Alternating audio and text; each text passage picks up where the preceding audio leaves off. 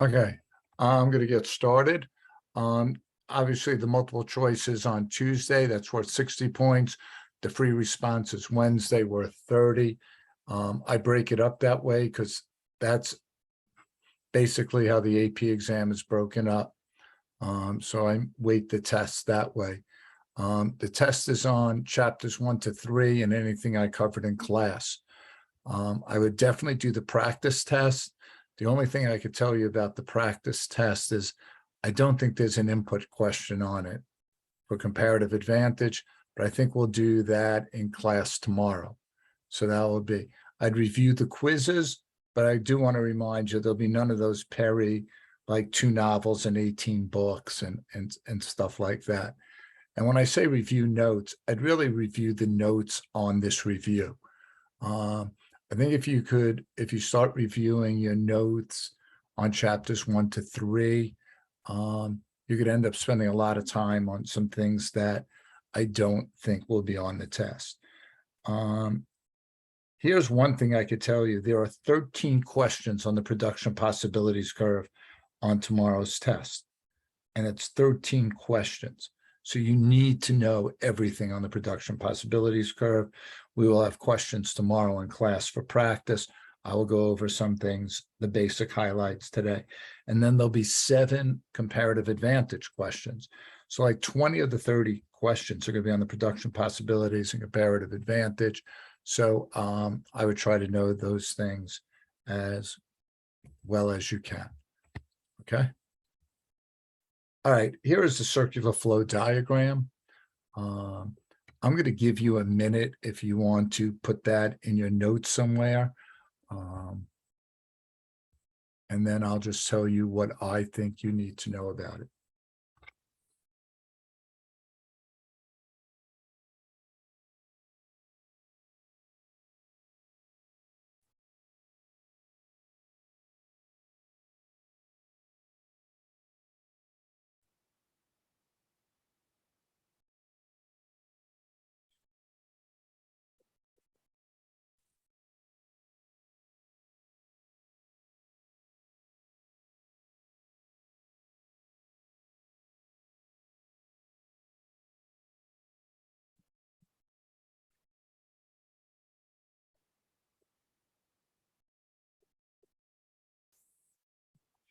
All right. The simple things is you have to know the product and the factor market are opposite each other. Households and firms are opposite each other. The outside flow is money. For the product market, the inside is goods and services. And for the factor market, the inside is the 4 factors of production. And, while we're on it now, remember it's land, labor, capital, and entrepreneurship. I think there's somewhere else that I'll talk about it. So I'll go over what each one is. I wouldn't memorize it. I would just know what I just said. Households and firms opposite, factor and product, money on the outside, goods and services in the product market, 4 factors of production on the inside. Okay. All right. Forget everything on top. Economics defined. It's the social science concerned with the efficient use of limited resources to achieve maximum satisfaction of economic wants. All right. That's pretty much saying managing scarcity. It's study of individuals in society deal with scarcity. So like the definition I have here, social science concerned with the efficient use of limited resources. That's why things are scarce, to achieve the maximum satisfaction of economic wants. So we have like unlimited wants with limited resources, kind of the definition of scarcity.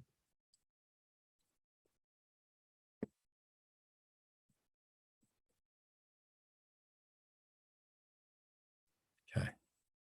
And here is scarcity is the condition where our wants are greater than our limited resources. Okay. So, and remember, everyone has scarcity. I think on one of the practice quizzes, it was like what percent, 100% of society faces scarcity. It's the condition in which our wants, so unlimited wants, are greater than our limited resources. And this is my kind of favorite scarcity. Look at her face. Look at that face over there. All right. All right. Then you need to know the difference between micro and macro. I would just say to you, micro is households and firms. All right. Households and firms. And maybe industries. Macro is all the industries. So in micro, where you might look at the farming industry, macro, you put the aggregate of all industries. All right. Macro looks at inflation and unemployment for the entire country.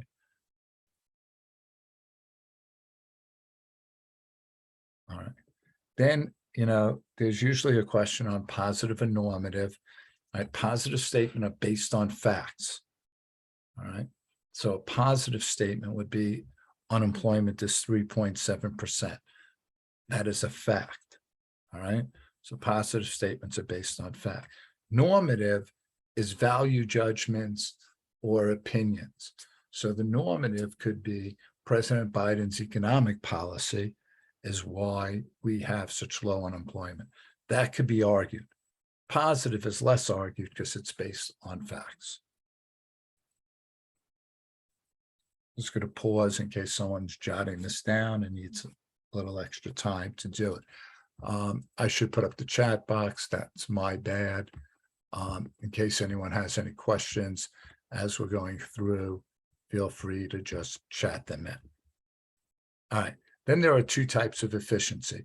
There's the productive efficiency, which is producing things in the least costly manner. All right. That's producing things in the least costly manner. Remember, every spot on the production possibilities curve is productively efficient.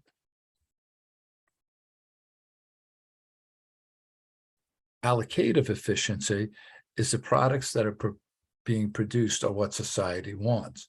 The products that are being produced are what society wants. So you have productive efficiency, which is producing in the least costly way, and that's any point on the production possibilities curve.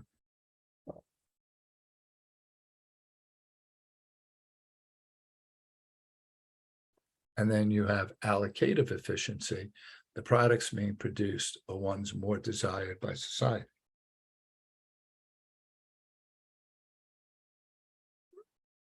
Okay. Now, allocative efficiency does not, and people read this optimal point on the PPC.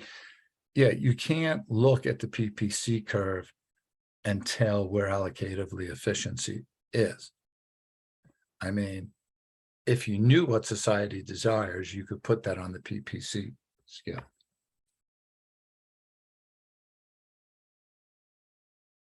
Okay. Now, every society must answer these three questions. And that is a command society, which is like communist, where the government makes all the decision, or a market society. What goods and services should be produced? How should these goods and services be produced? And who consumes these goods and services? In the United States, firms and households decide these. Okay. What goods and services should be produced? How should these goods and services be produced? And who consumes these goods and services?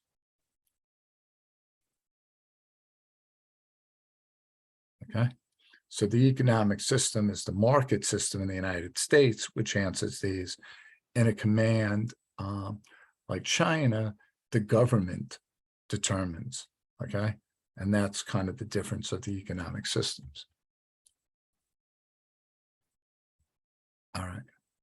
Now, marginal, just remember, marginal is additional, okay? So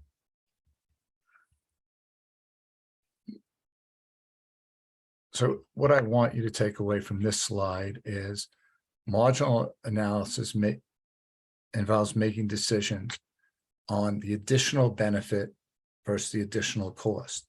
And remember, you'll continue to buy something as long as the marginal benefit is greater or equal to the marginal cost. I thought that was going to be there. All right. So you'll continue to buy something as long as the marginal benefit is greater or equal to the marginal cost. Here are the 4 factors of production. Right? These are the inputs, right? 4 factors of production. So you have land. And like it says there, land is all natural resources. Capital, things that make things. Tools, equipment, factories. Tools, equipment, factories. Labor. I think we know what labor is. And entrepreneurs are people who start businesses to solve problems. Land, capital, labor, entrepreneurs. 4 factors of production. Okay. There is one question on the factors of production on the unit test. Land, labor, capital, entrepreneur. All right. You have trade-offs and opportunities. So trade-offs are all decisions involve trade-offs, and trade-offs are all the alternatives that we give up when we make a decision. So you made a decision to be here tonight. You might have been able to watch some more of the football game. You might be able to eat dinner. You might be able to study for a test. You might be able to do homework. You might be able to game. You might be able to talk with your friends. Those are all trade-offs. The most desirable alternative given up is opportunity cost. And there's going to be 6 questions on opportunity cost. Okay. And I doubt there might be one that's a definition, but the other questions are going to be like that one we did with Karen. And I think I'm even doing that one again, where, you know, she gives up $40 for work and pays $50 for the movie, and our opportunity cost is $90. Okay. So there'll be questions like that on the test. All right. And there are 6 of them.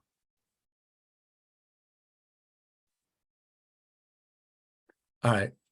We didn't really go over the invisible hand, but I'll just put it down here. It's a concept that society's goal will be met as individuals seek their own self-interest. So society's goals will be met as individuals seek their own self-interest. So the idea of the invisible hand is Ross develops a computer, not really because he cares about people, because he wants to make more money. Me, again, in my own self-interest, try to develop a better computer at a cheaper price, again, not for society's interest, but to make more money. And as we continue to compete, me and Ross, building better and cheaper computers so we can make more money, it helps society reach their goals. Okay? So competition and self-interest act as the invisible hand that regulates the market, so that government doesn't have to interfere with Ross and me making better computers or setting up, because the competition is going to force us to continue to work hard. All right. These 2 terms are not things they'd ask you questions about. I would say the invisible hand, laissez-faire, and ceteris paribus, I don't think there'll be answers to questions, Elliot, but they could be in the question. And sometimes knowing what they mean is going to allow you to understand the question so you can answer it better. Did that make sense at all to you?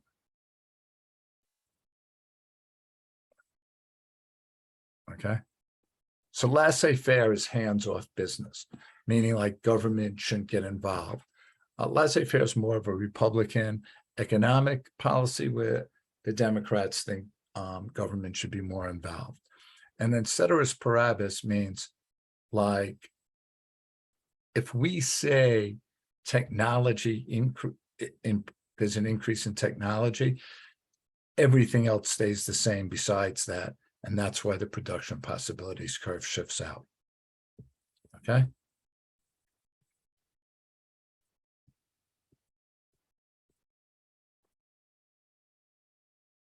All right.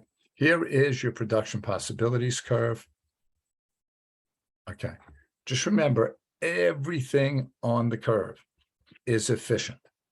Every point on the curve is efficient. If you're inside the curve, do I have a dot there? Any dot inside the curve is inefficient. And like unemployment is an example. Now, let's remember, we had 100 people working and everyone's working and we're on A, B, C, D, and E. And now 25 people are unemployed. We just put a dot in the middle. Nothing shifts. Okay. And that's an efficiency. Now, say we had 100 people working and 50 people left the United States to go to a different country. Now we only have 50 workers available. So there's a change in quantity of resources that would shift the curve in. Okay. So that's the difference. If the amount of workers changes, that's a shift in the curve. But if they go unemployed, there is no shift. And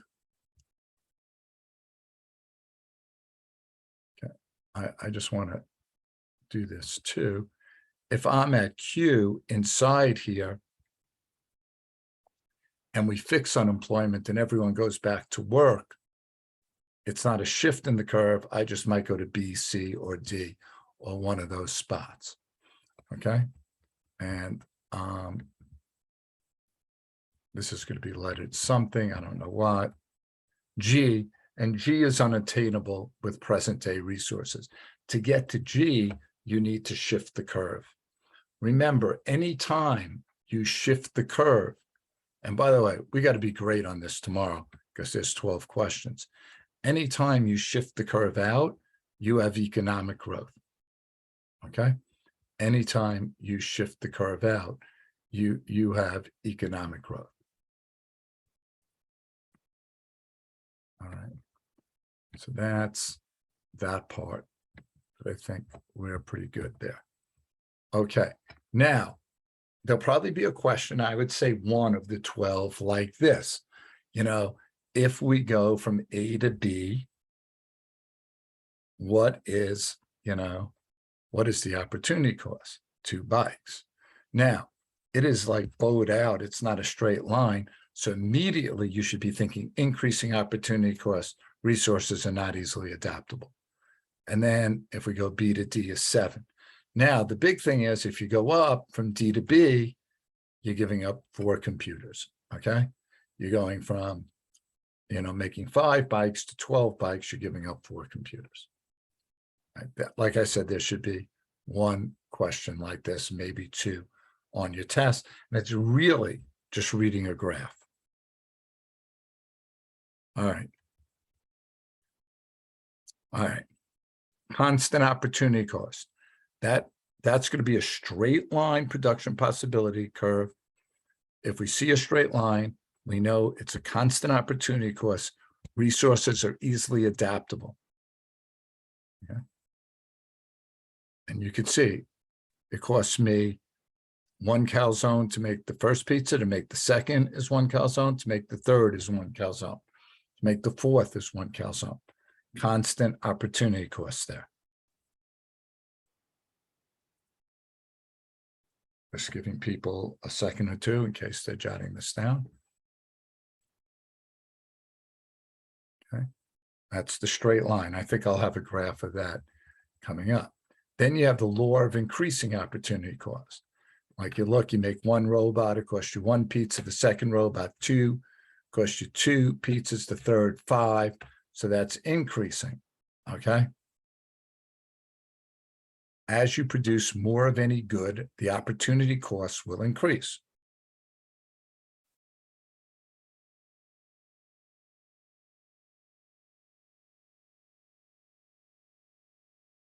Resources are not easily adaptable, okay?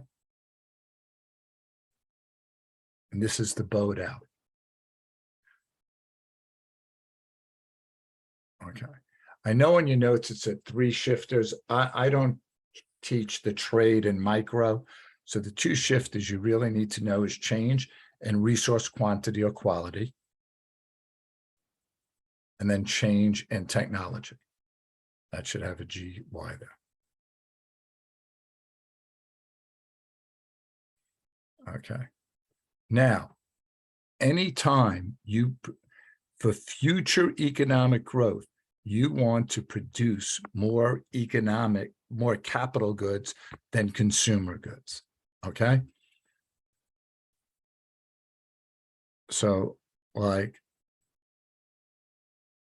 here in Mexico, way more capital goods than consumer goods. So the economic growth is going to be greater. Why?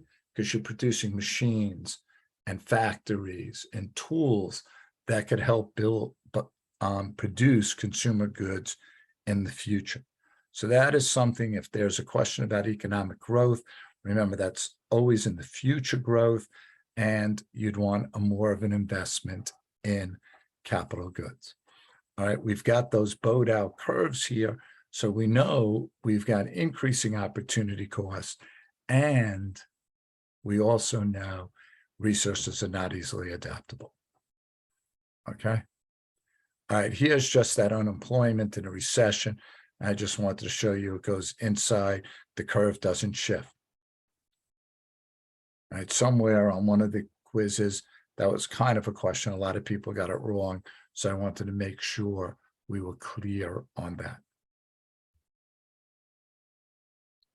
Okay. And again, this is kind of a non-shifter, a decrease in the demand of pizza. All right. It's not a change in quantity or quality of resources. It's not a change in technology. So we're going to just shift up the curve. Okay. I didn't think we, okay. The one, all right. And all of these are bowed here. That's future economic growth. I wanted to make sure we went over it. It's bowed, increasing opportunity costs, resources that are not easily adaptable. All right, international trade. Why do countries trade, and what is specialization? All right, so your absolute advantage, the producer that could produce the most output or requires the least amount of inputs. So in an output problem, we are just looking for who could produce the most. For an input problem, which would be like number of hours, number of acres, we want to use the least amount of resources, okay? Now, remember, a country can have the absolute advantage in both. Comparative advantage is the producer with the lowest opportunity cost. For output, it's output equal other over. All right. So what do I mean by that? The output is the other product over. So let's say it's robots and pizza. It's pizza over the robots. We're always looking in comparative advantage for the lowest opportunity cost. Comparative advantage drives trade. All right. Countries should trade if they have a relatively lower opportunity cost. And I believe tomorrow in class, we will do a couple of the examples. And there should be a couple of these examples on your practice test. All right. All right. Now, you want to specialize in the product that produces the lowest opportunity cost. So low opportunity cost determines who has the comparative advantage. That's what you're going to specialize in, and that's what you're going to export. So low opportunity cost determines who has the comparative advantage. That's what you'll specialize in, and that's what you'll export.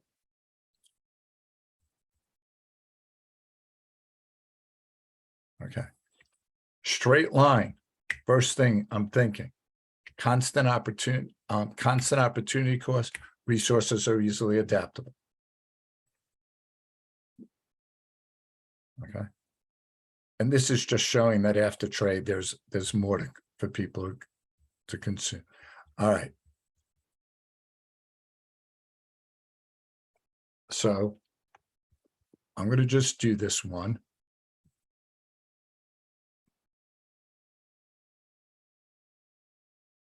Let's not going to let me do this. All right. Let's see, can I move this up? Can I move this down? All right. So USA, I'm going to see the comparative advantage for wheat. Remember, for comparative advantage, you can only have one. The other is sugar. So it's 30 over 30, which is 1. For Brazil, the other is sugar. It's 20 over 10. It's 2. Okay. So the United States is going to trade wheat. And Brazil is going to trade sugar. So what's a good trade for them? Well, the United States, if they don't trade, if they give up a wheat, they get a sugar. So the US is going to want more than 1 sugar. Brazil gives up 2 sugars to get a wheat, so they're going to want to give up less than 2 sugars. So it's anything in between this 1-to-1 opportunity cost and this 1-to-2. So like 1.5, 1.75, anything in between those two is a good trade for both. Now, if the problem would say we're trading 1 wheat for 3 sugars, all right, well, the United States usually exchanges 1 wheat for 1 sugar. That's good for them. Brazil usually gives up 2 sugars. Now they're saying 3 sugars. No, not good for Brazil. So the trade would only be good for the United States. Now, if they don't give you numbers and they just say is trade benefits both countries, yes. But if you could figure it out like that, sometimes it's only beneficial to one.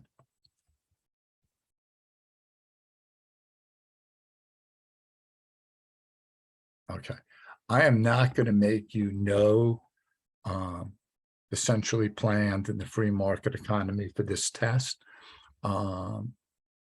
Centrally planned, just so you know, is like government controls the economy, free market, households and firms. Okay. Is there any questions anyone has? You could chat them or you could turn on your mic.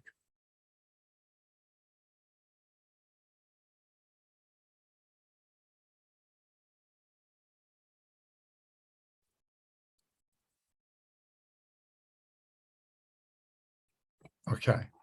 Well, I will tell you one,